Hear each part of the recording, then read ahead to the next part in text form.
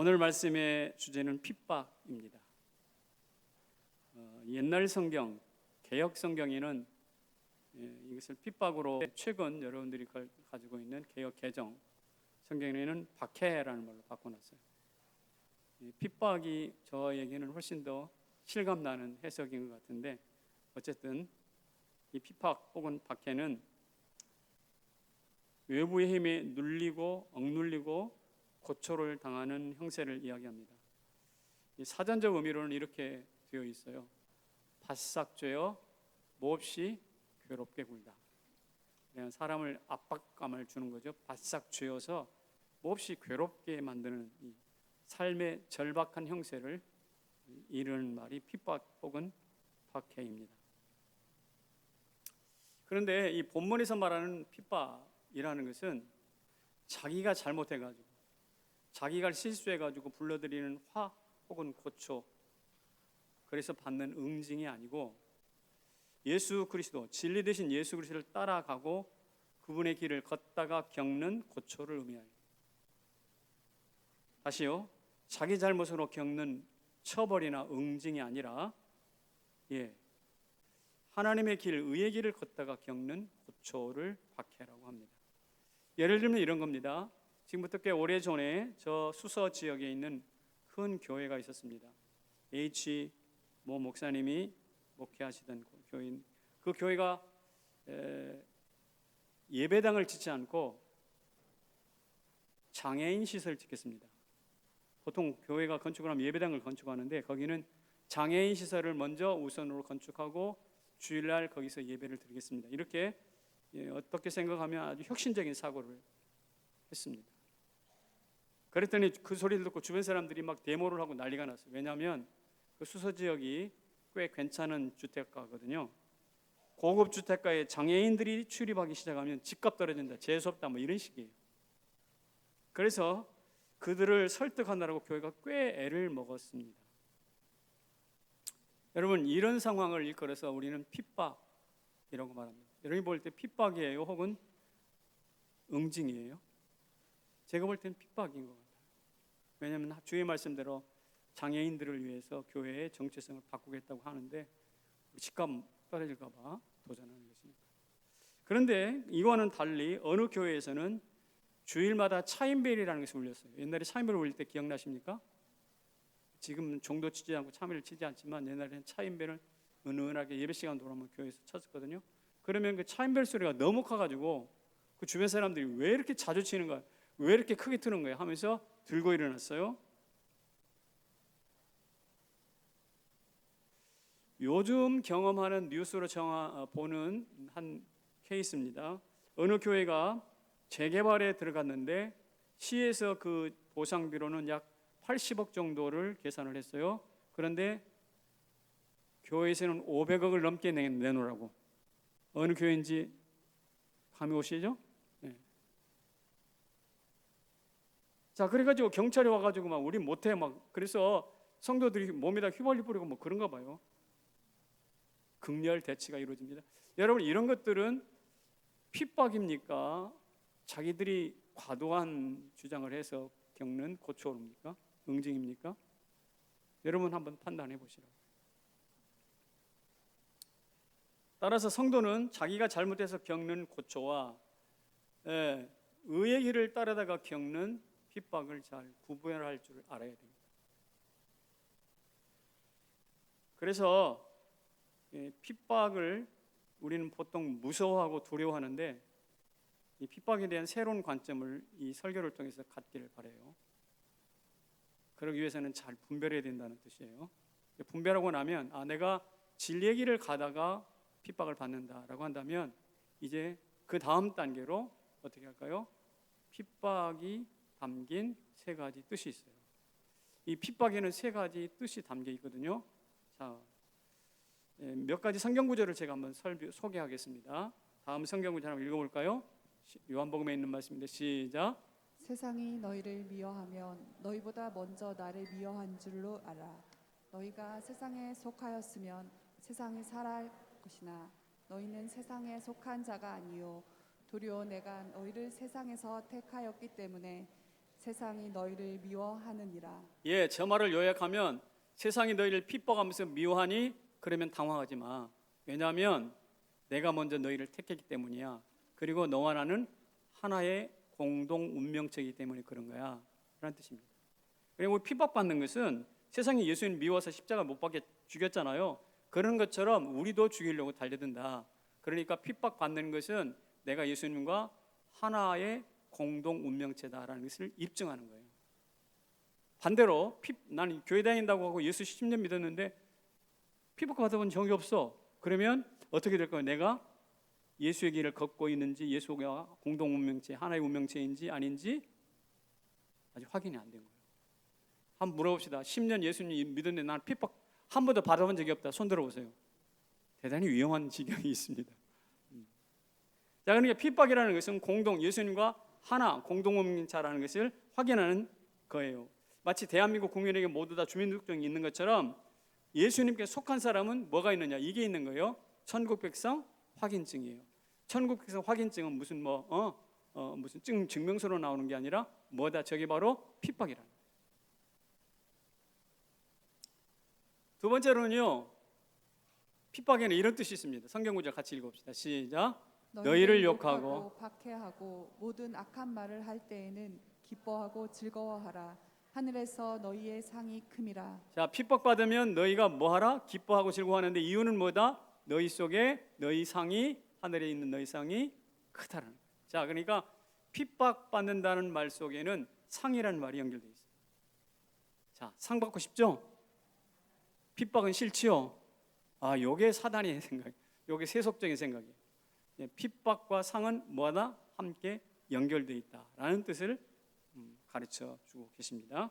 그래서 내가 하늘 상이 있다, 내가 하나님과 예수님과 공동 인문체라는 것을 확인하는 것은 시금석이 바로 핍박이라는 것을 잊지 말았으면 좋겠습니다. 그리고 또 하나, 히브리서 11장에 가면 믿음장이라고 하잖아요. 거기 보면 수많은 믿음의 선진들이 쭉 기록되어 있는데 한번 같이 읽어보겠습니다. 시작. 믿음으로 나라들을 이기기도 하며 의를 행하기도 하며 약속을 받기도 하며 사자들의 입을 막기도 하며 궁핍과 환난과 학대를 받았으니 이런 사람은 세상이 감당치 못하느니라. 예, 자막을 보세요. 위대한 선진들이 이렇게 저렇게 이기기도 하고 약속을 하기도 하고 사자들의 입을 막기도 했는데 그 뒤에 궁핍과 환난과 학대를 받았다 그랬잖아요.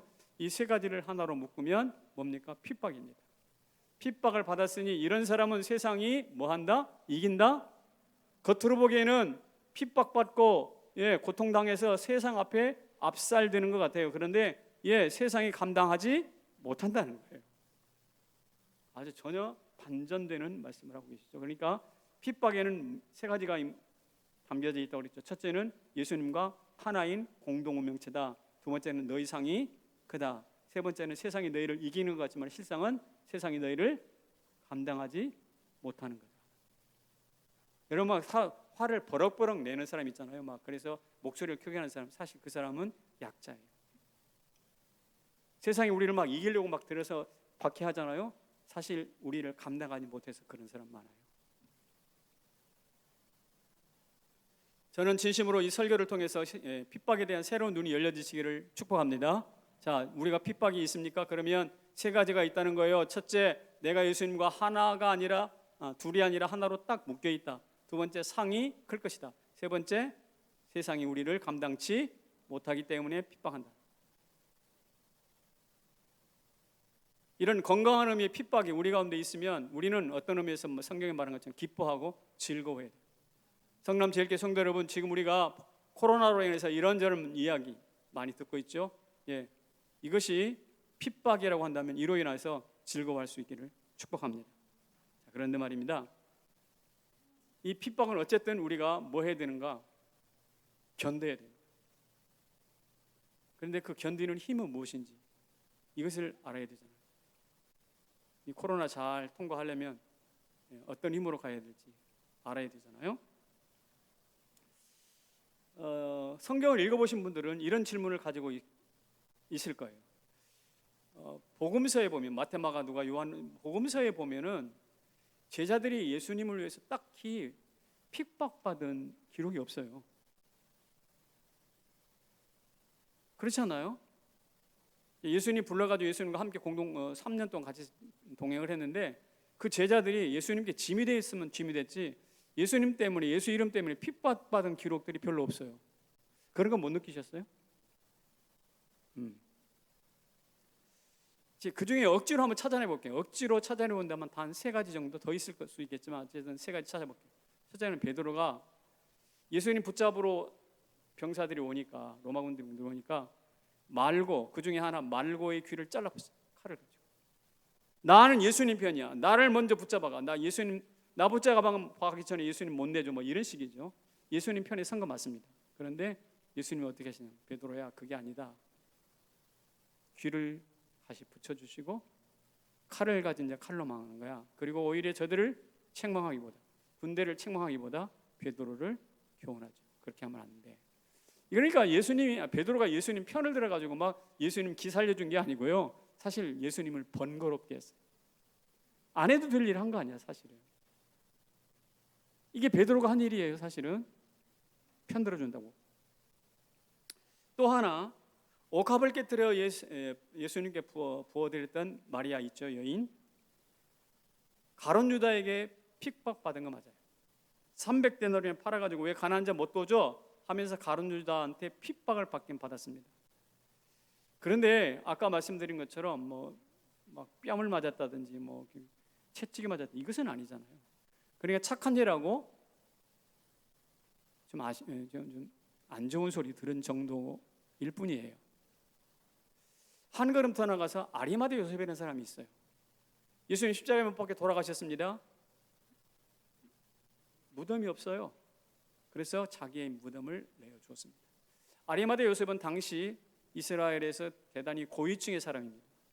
고위층의 사람이라고 한다면 다 예수를 비방하고 모독하는 서기관과 바리새인들의 한 사람일 수도 있어요. 그런데 그 사람들에게 그 고위층에게 어떻게 해요? 칭찬받았을까? 쓸데없는 짓 했다고 핀잔받았을까? 아니 예수한테 왜 당신 무덤을 내줘? 그 쓸데없는 짓 왜 해? 라고 핀잔받았을 것이 뻔합니다.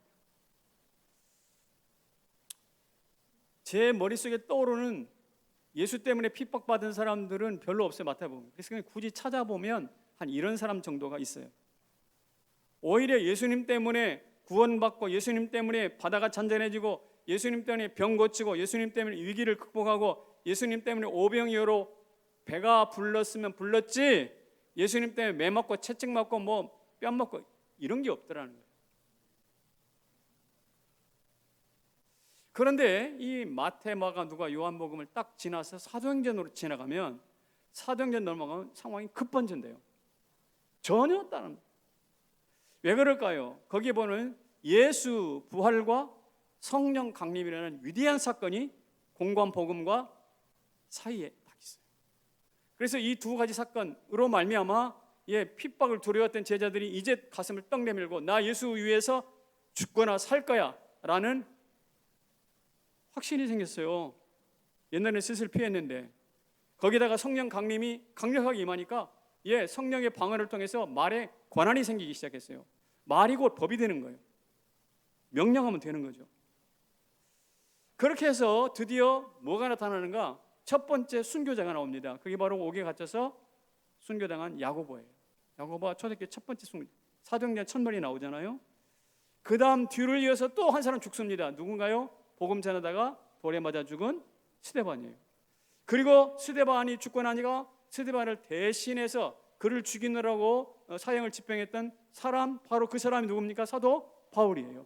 사도 바울이 지중해와 소아시아를 돌면서 뜨거운 전도자로 일어나가잖아요. 이렇게 해서 하나, 둘, 셋, 넷 이렇게 끊임없이 나타나는 순교자들이 있어서 히브리서 11장에 있는 것처럼 엄청난, 물론 이분들은 구약에 있는 인물들이지만 엄청난 순교자들과 핍박자들이 드러나기를 시작합니다. 그 왜 그럴까요? 예수 부활을 봤다는 말이에요. 죽어도 사는 부활 봤잖아요. 그러니까 죽음이 두려울까요? 안 두려워요. 그러니까 담대해지는 거죠. 그런데다가 성령이 임하셨어요. 성령이 임하셔서 말하는 것이 곧 그대로 시행되는 거예요. 네가 죽으리라 그랬더니 죽어가 그 자리에서 땅 팔아가지고 숨겨놨던 거 아나니아 사피라가 그냥 그 자리에서 목숨을 잃잖아요. 그러니까 이 말한 성령 충만한 이 제자들의 말이 곧 법이 되는 것이니까 두렵잖아요. 얼마나 권위가 있습니까? 그러니까 이 죽음 앞에 가슴을 떡 내밀게 되는 것이죠. 그러니 이 성령 광림과 예수 부활로 말미암아 핍박을 대하는 교회의 태도가 완전히 달라집니다. 저는 이런 소원 가지고 기도합니다. 하나님, 이 코로나를 기점으로 해서 한국 교회가 고난과 핍박을 대하는 태도가 바뀌어지기를 소망합니다. 공간 복음에서 사도행 넘어갈 때 바뀌었던 제자의 모습처럼 주여 우리 교회도 그렇게 바뀌어지기를 소망합니다. 지금까지는 이렇게 저렇게 무서워서 스스로 피했지만 이제는 가슴을 내밀고 당당하게 맞서는 우리 성남제일교회 성도들이 되기를 원합니다. 저는 그렇게 기도합니다. 그렇게 되시기를 소망합니다. 아멘 소리가 그러죠? 근데 저는 여러분의 속내를 알아요. 왜 아멘 소리를 확실하게 못하는지. 아직도 핍박에 대한 이해나 두려움이 있기 때문이겠죠? 실제로 직장에서 이런 말 많이 들을 거예요. 코로나로 직장이 위험하니 어디 나가지 마세요? 교회 나가지 마세요. 당신 때문에 당신이 교회에서 코로나 옮겨가지고 우리가 유탄을 맞으면 우리 회사 문 닫을 수 있어요. 그러니까 교회 나가지 마세요. 이런 소리 들어보셨죠?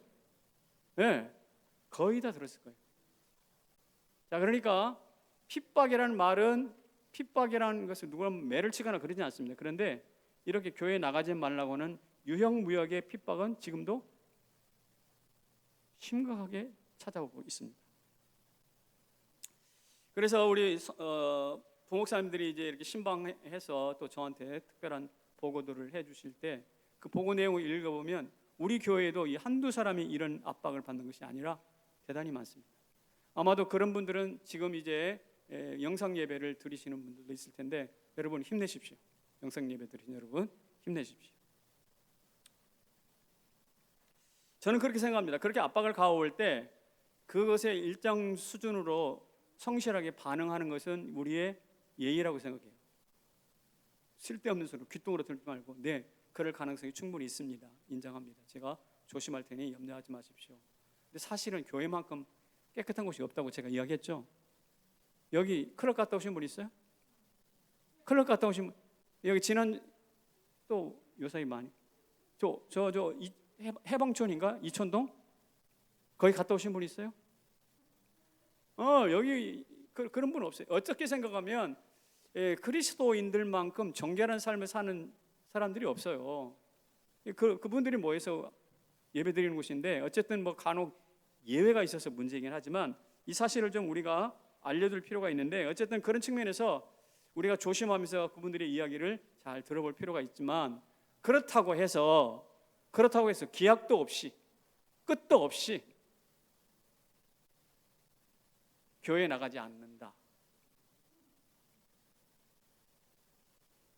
생각해보세요. 내가 직장 떨어지면 내가 어떻게 하란 말이야. 직장 떨어지면 안 되지. 그러니까 난 교회 나가지 말고 영상 예배만 드릴 거야 라고만 한다면 그것도 지혜로운 걸까? 교회가 더 깨끗한데 또 이것도 아닌 것 같아요. 이런 사람에게는 핍박이라는 것이 다가올 기회가 없어. 아예. 왜? 다 세상 하나님 시키는 대로 다 해버리니까. 그런데 생각해 보세요. 아직 실현되지 않는, 실제화되지 않는 여러 가능성 때문에 너 교회 가지 마라는 것은 국가마저도 할 수 없습니다. 실제로 환자가 생기고 했을 때 행정명령을 내릴 수는 있겠지만 그러나 미리 예측되는 그것 때문에 이런저런 이유를 달아가지고 사람들에게 교회 가지 마라고 말하는 것은 사적 관계에서 권고 정도는 할 수 있을지 몰라도 그렇게 명령할 수는 없다라는 이야기예요. 이를테면 이렇게 한다고 여러분 했을 때 여러분 들으시겠어요? 당신 슈퍼마켓에 가가지고 코로나 옮길 수 있지. 그러니까 그러다가 우리 직장에 와가지고 교회 직장 문 닫을 수 있어.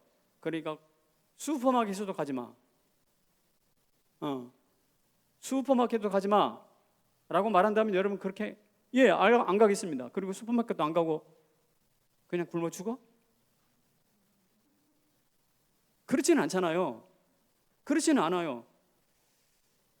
요새 병원 가가지고도 뭐 얼마 온다 그랬는데, 예, 병원도 가지 마. 아픈데도 병원 가지. 그러면 병원 안 가요?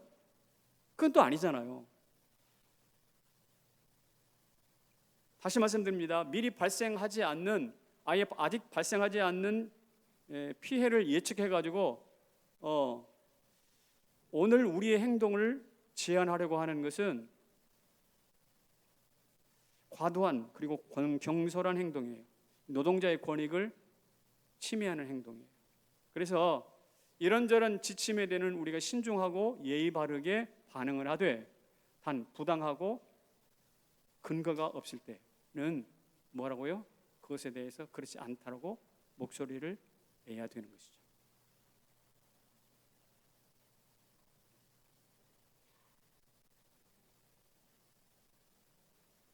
그래서 우리가 이렇게 어려운 핍박의 시간을 보내고 있는데, 이번에는 핍박이 어떻게 역사적으로 진행되어 있는지 한번 살펴보려고 합니다. 핍박의 역사.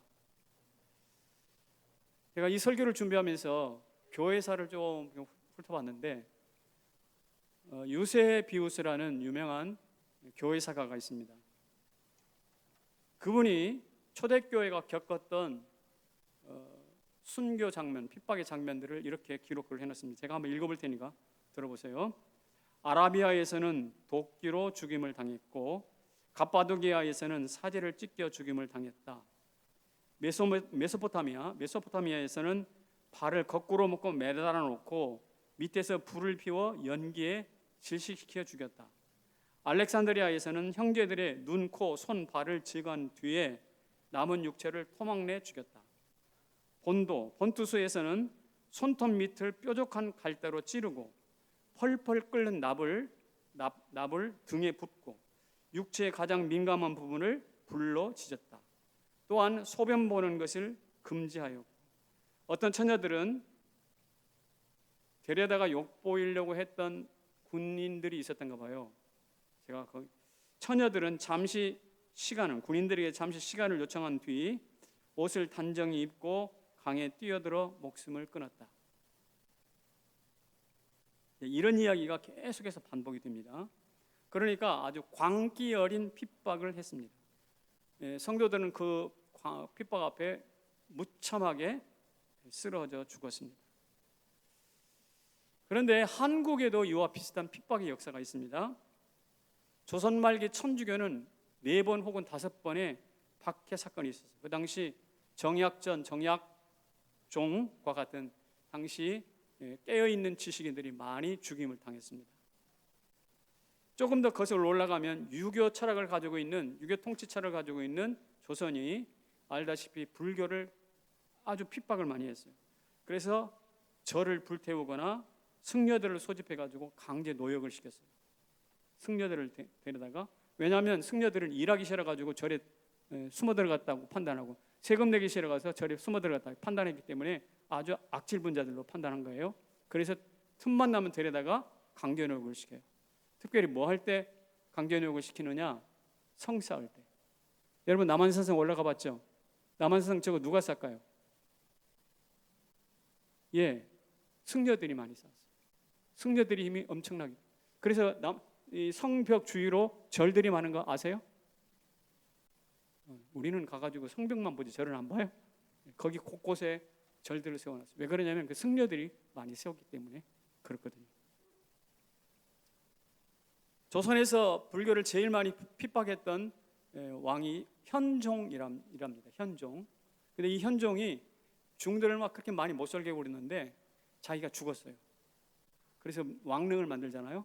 왕릉을 누가 만들었는가? 승려들이 와서 만들어줬어요. 그냥 강제 노역을 시켰습니다. 자기가 핍박했던 사람들 손에 의해서 묻힌 거죠. 이게 조선의 아이러니컬한 핍박의 역사입니다. 그렇지만 승려들을 막 모질게, 아까 말씀드린 유세비우스가 나오는 것처럼 모질게 죽이지는 않았어요. 노역을 시키고 이렇게 하는 정도였죠. 근데 이것이 이제 일제시대라든지 6.25로 오면서 훨씬 더 극렬해집니다. 아시는 바와 같이 주기철 목사, 손영원, 문중경 전사님, 이런 분들이 한국교회의 대표적인 순교자들이잖아요. 좀 처절하게 총살당한다든지 시체가 난자당한다든지 잔혹한 핍박을 당했습니다. 해방 직후에 북한에서 크리스찬들이 약 30만 명 정도로 추산이 됩니다. 그런데 북한에 지금 공식적으로 나오는 크리스찬 인구가 몇 명인 줄 아세요? 약 한 12,000명 정도 된다고 해요. 그는 28만 명 이상은 어디로 가 있을까요? 지금 핍박에 희생된 거예요. 아우지 탄광으로 가든지 총살을 당하든지, 핍박 당하다가 굶어 죽든지. 이 한반도에도 슬픈 역사가 있어요. 그러니까 저 유세비우스 그 교회사만 나오는 이야기가 아니라 한반도에도 특별히 기독교를 핍박할 때, 천주교 기독교를 핍박할 때 굉장히 극렬했어요. 그래서 여러분이나 저나 핍박이 없었으면 좋겠잖아요, 그죠? 그런데 하나님은 또 가만히 보면 핍박을 없애주지 않는다니까. 아까 내가 핍박에 대한 세 가지 담긴 뜻이라고 그랬는데, 핍박을 없애지 않는 존재하는 이유들이 있어요. 이걸 좀 알았으면 더 좋겠는데, 자, 첫 번째, 하나님이 우리에게 핍박을 없애지 않는 이유는 가짜와 진짜를 구별할 수 있기 때문에 그래요. 우리 교회 안에도 여러분 많이 아시다시피 가라지와 알곡이 있다고 그러잖아요. 양과 염소가 있다고 그러잖아요. 이것을 무엇을 통해서 알 수 있는가? 핍박을 통해서 이게 검증이 된다네요. 여러분 순금도 100% 순금하지 않잖아요. 정제 과정을 겪어야 되죠. 반도체에서 생산 과정에서 제일 중요한 게 뭐냐면 검사라고 그래요. 이 반도체가 생산되어 나올 때 이게 정품이냐 아니냐, 불량이냐, 이게 갈라내지 않으면 이게 반품돼 가지고 난리, 교회 회사의 신뢰도가 떨어지잖아요.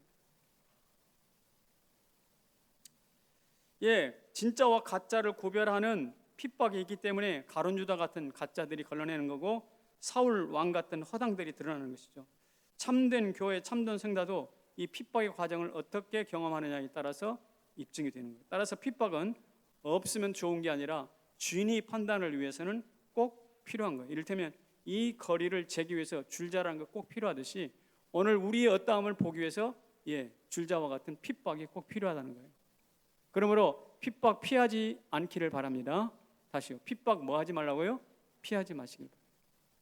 진짜와 가짜인 것을 구별하니까. 그 다음에 중요한 것은 이것입니다. 예수 성품으로 완성되는 거예요. 우리가 핍박을 받습니까? 점점점 우리의 악습이 물러가고 거룩한 예수 성품들이 우리 안에 자라나는 것이죠. 제철소의 생명이 용광로 아닙니까? 용광로 불순물을 제거하고 강도 높은 강철을 만들 때 그 강철을 가져다가 저 롯데빌딩 100층도 넘는 롯데타워가 만들어질 수 있어요. 그러니까 용광로가 없으면 마천루는 불가능한 것이거든요. 영적 거장도 핍박의 용광로에서 나오게 되어 있습니다. 저 히브리서 11장에 나와 있는 그 거대한 영적인 영웅들이 많이 나오는데, 이 영웅들이 다 어디서 나왔는가? 핍박의 용광로를 통과한 사람들이거든요. 그리고 그 용광로는 지금도 펄펄 끓고 있고, 지금도 많은 그 용광로를 통해서 위인들이 나오고 있어요.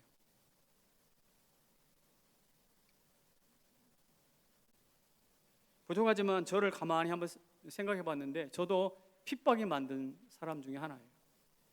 저희 아버지가 저를 교회 가지 말라고 성경책 찍고 막 폭언하고 이랬다는 거 제가 말씀드린 적 있잖아요. 근데 이상하게 왜 그랬는지 모르겠어요. 가지 말라고 그러면 교회 가가 더 가고 싶은 거예요. 이게 10대 때 경험하는 반작용일까요? 꼭 그렇지만 생각 안 해요. 저는 그렇게 생각하잖아요. 제가 또 들이받고 그런 성격인 것 같아요? 그렇지는 않죠, 그죠? 저 가까이서 보신 분은 그래요. 저 들이받고 막 그런 사람 아닌데, 가지 말라고 그러는데 그것만은 내가 포기하지 않았다니까. 이게 좀 특이해요. 그러다가 고등학교 3학년 때 담임 선생님이, 그때는 고3 때 학교에서 지금처럼 공부를 시켰는데 고3 때 수련회 가야 된다고 그랬는데 가지 말라고 그랬어요. 고3 담임 선생님이, 지금 고등학교 3학년 네가 어딜 가? 막 이런 거죠. 근데 제가 갔을까요, 안 갔을까요? 갔어요. 갔다 와가지고 그 선생님 손이 이렇게 줬던 별명이 장풍이에요. 장풍. 영어 선생님인데 지금도 생각이 아찔해요. 무참하게 막았습니다. 근데 군대 갔습니다. 군대 갔는데 어느 날 중대장님께서 저한테 저 부연대장님, 육군 대령의 당번병이 되라, 당번병을 해라, 그렇게 이야기를 하는 거예요. 근데 제가 그때 마음에 기도했던 것이 뭐였냐면, 하나님, 저는 저는 군종병이 되고 싶습니다. 이렇게 기도했거든.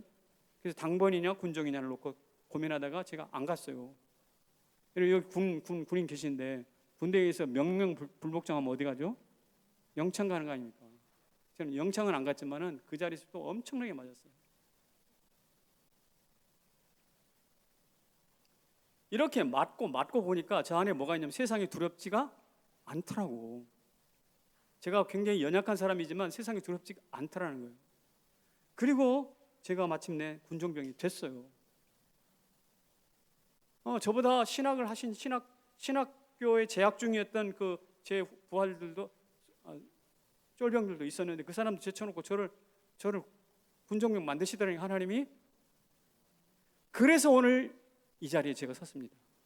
이게 목사 된 거예요. 목사 되는 길이에요. 그러니까 제가 잘나서 실력이 있어서 무슨 시험에 착착 합격해서 아니라 무엇이 만들어져서 축적이 돼가지고 핍박이 자꾸 축적되다 보니 목사가 됐다. 얼마 전에 암을 알았잖아요. 이런 건 안 주셔도 되는데, 이런 거 하나님 나 안 주셔도 되는데, 사용하고 싶은데 하나님은 꼭 주셔. 그래가지고 정말 고생하지 않았습니까? 6번 항암하며 수술을 하지 않았지만 참 사망의 음침한 골짜기 지나가지 않았어요? 그런데 그러고 나니까 지금 암 환자들, 고통당하는 자들의 심정을 좀 알겠어요.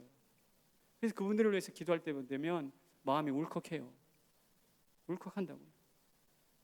제가 만약에 암을 만나지 않았다면 고개가 뻣뻣한 교만한 목사가 됐을 겁니다. 바울이 말하처럼 나의 나된 것은 하나님의 은혜로다 그랬잖아요. 무슨 은혜입니까? 그 은혜가 핍박 가운데 나를 빚어가시는 하나님의 은혜. 예, 불 속에 들어가야 강해지는 것처럼 오늘 우리도 그럴 수가 있거든요. 여러분, 제가 아까 핍박에 세 가지 담긴 뜻이 있었잖아요. 뭐예요? 잊어버렸지. 하나님과 예수님과 하나 됐고, 두 번째 상이 크고, 세 번째 세상이 감당하지 못하는 존재라고 그랬잖아요. 이 얼마나 유익합니까? 자, 그래서 한번 제가 축복하겠습니다. 여러분도 이 핍박 가운데 강해지기를 소원합니다. 이렇게 말을 해야 이제 아멘하지. 근데 사실 핍박을 갖다 탁갑다 들이대면 여기 아멘할 사람이 없거든. 자, 핍박은요 진짜 가짜를 구별합니다. 우리를 그리스도의 성품을 닮게 만들어주는 아주 순기능이 있어요. 또 한 가지 중요한 기능이 있어요. 그건 뭐냐면 우리를 핍박하는 자들을 깨우쳐요. 아, 우리가 잘못했구나. 아까 유세비우스라는 역사가 책을 이야기를 했는데 그분이 핍박을 제7장에서 핍박에 대한 이야기를 많이 쭉 써놓고 그 다음 끝날 즈음에 그 말미쯤에 이런 챕터의 글이 하나 있어요. 뭐냐 챕터냐면 황제들의 뉘우침. 황제들이 누구냐? 핍박했던 당사자들이에요. 죽여라, 기도리에서 죽여라 했던 당사자들이에요. 근데 황제들이 뭐 했다고요? 뉘우쳤다는 거예요. 뭐라고 그랬냐? 그래서 관리들을 소집해가지고 기독교인들 박해를 중지하라 명령을 내렸을 뿐만 아니라 이제부터 성도들은 교회를 재건해라. 그리고 나 황제의 안전을 위해서 기도해라. 기도 부탁을 한 겁니다.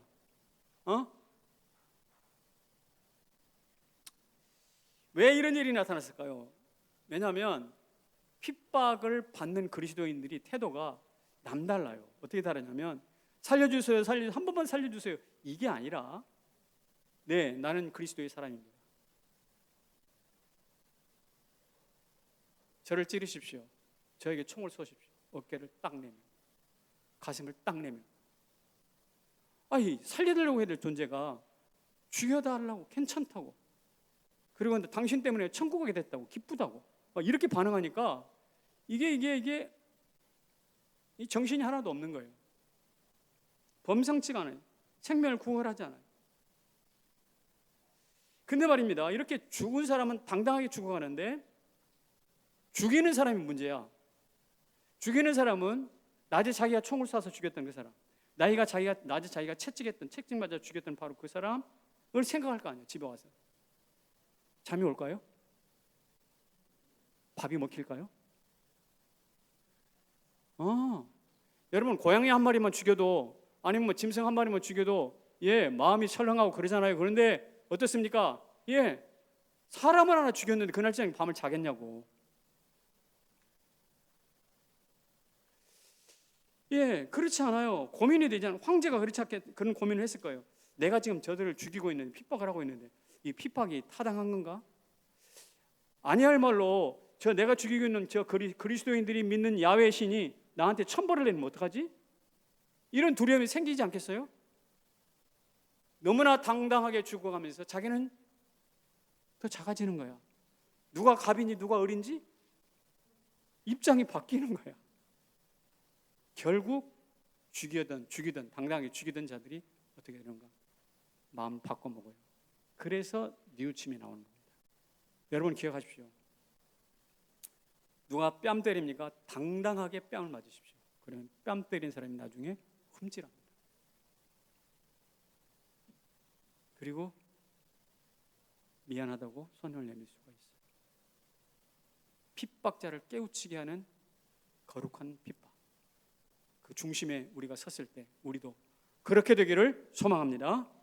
이렇게 당당하게 할 때 우리 주님께서 이렇게 말씀하시는 거죠. 뭐라고 말한가? 너희 뭐가? 상이 크도다. 너희 상이 크도다. 상이 뭘까? 한번 제가 생각해 봤죠. 하나님, 상이 뭡니까? 여러 가지 상이 있지만 주님이 직접 약속하신 상은 이거예요. 우리에게 생명의 면류관을 주시고 왕노릇하게 하십니다. 사도 요한이 계시록에서 이렇게 말씀하고 계시잖아요. 내가 죽도록 충성하라. 그리하면 생명의 면류관을 내게 주리라. 생명의 면류관. 이 면류관은요, 누구도 빼앗을 수 없어요. 취소되지도 않아요. 빼앗을 수도 없고 빼앗기지도 않고 취소되지도 않는 그 영원한 생명의 면류관을 쓰고 얼마나 자랑스러워하는지 한번 여러분 자신들 한번 생각해 보세요. 상장만 받아도 우리가 지난번에 필사해가지고 앞에 나와서 기도에 대한 책 받았잖아요. 책 받을 때만 해도 그것만 해도 얼마나 감사합니까? 와, 앞에 나와가지고. 그런데 말입니다. 하늘나라 수많은 사람들이 수많은 선진들이 지켜보는 가운데 면류관 쓰고 상 받는다. 기대하시라. 그런데 그리고 끝나는 게 아니야. 2편이 있어. 2절이 있다고. 그게 바로 뭐냐? 왕노릇. 한번 읽습니다. 시작. 그들이 하나님과 그리스도의 제사장이 되어 천년 동안 그리스도와 더불어 왕 노릇하리라. 그렇습니다. 그리스도의 제사장이 되어서 하나님과 그리스도의 제사장이 되어서 천년 동안 왕 노릇한다 그랬어요. 왕. 이 왕노릇이 정확히 어떤 형태일지 우리는 예측할 수 없어요. 하지만 상상을 초월하는 장면인 것은 분명합니다. 여러분 생각해 보세요. 세상에 찌꺼기 같은 우리라고 사도 바울이 말했는데 세상에 찌꺼기 같은 우리들을 불러서 하나님의 자녀로 삼으시고 거기에 면류관을 씌워주시고 함께 왕노릇하게 하신다. 이것은 얼마나 감격적입니까? 얼마나 감격적입니까? 제가 볼 때 성경은요, 우리 비천한 찌꺼기 같은 인생을 최고의 극상품 포도주처럼 극상품 인생으로 만들어 가시기로 우리 하나님이 아예 작정을 하신 거예요. 할렐루야. 우리 하나님이 아주 작정하는, 그러니까 아주 저지를 아주 최고의 극상품 제품으로 만들어 가는 것처럼 우리를 그렇게 하시기로 작정을 하신 거예요. 생각해 보십시오. 아들을 주신 그분이 왜 우리에게 면류관을 안 주시겠어요?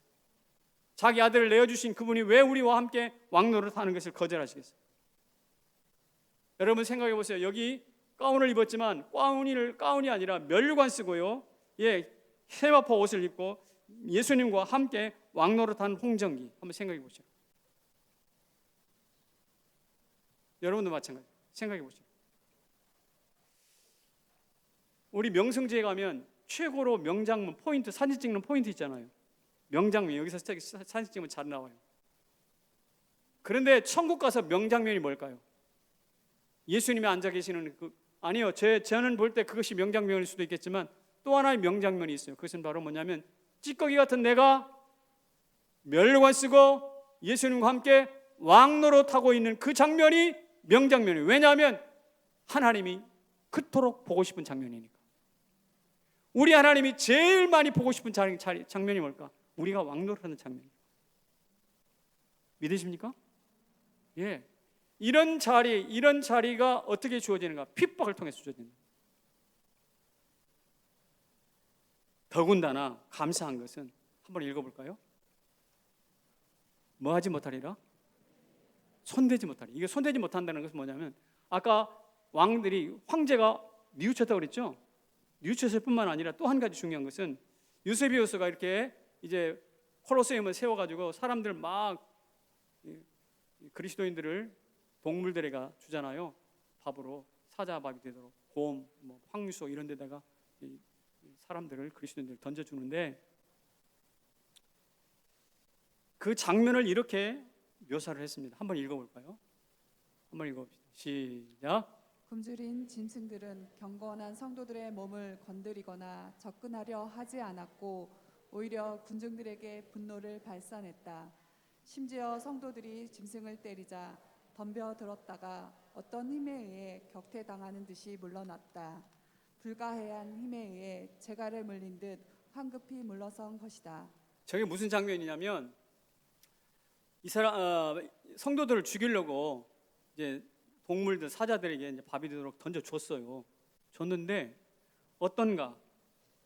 굶주린 짐승들이 성도들의 몸을 건드리거나 접근하려고 하지 않아. 응? 그리고 오히려 군중들을 막 잡아먹으라고 막 소리를 지르는 군중들을 향해서 오히려 막 포효하는 거예요.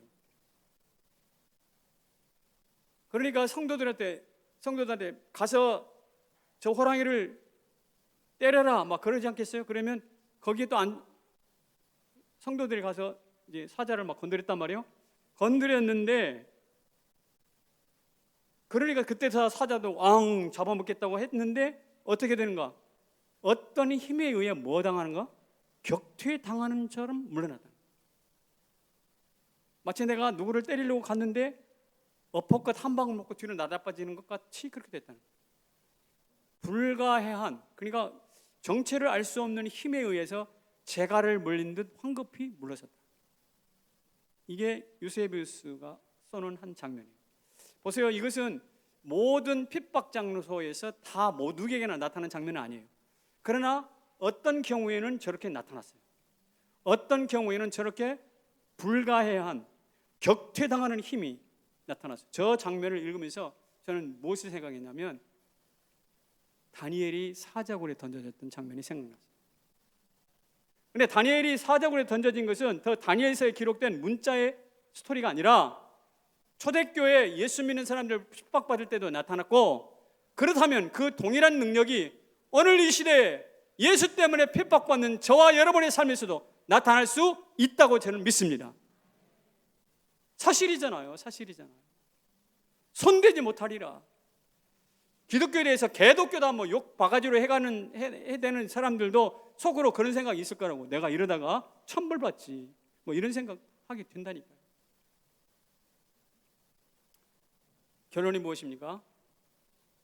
이처럼 핍박은 두려운 것이지만 우리가 알 수 없는 의미와 알 수 없는 가치와 알 수 없는 능력을 내재하고 있어요. 이 거리를 재는데 줄자가 필요하듯이 우리의 믿음을 단절케 하고 단단히 세워가는 데는 꼭 핍박이 필요하다는 사실을 기억하면서 핍박을 피하지 않기를 주님의 이름으로 축원합니다. 요 앞에 신혼부부가 앉아 있는데 지금 아주 달콤하죠? 스위트홈이죠? 그럼에도 불구하고 우리 안에 핍박 올 수 있다 생각하면서 옷깃을 여미면서 그렇게 살아갈 수 있기를 모든 성도들에게 축복합니다. 자리에서 일어나십시오.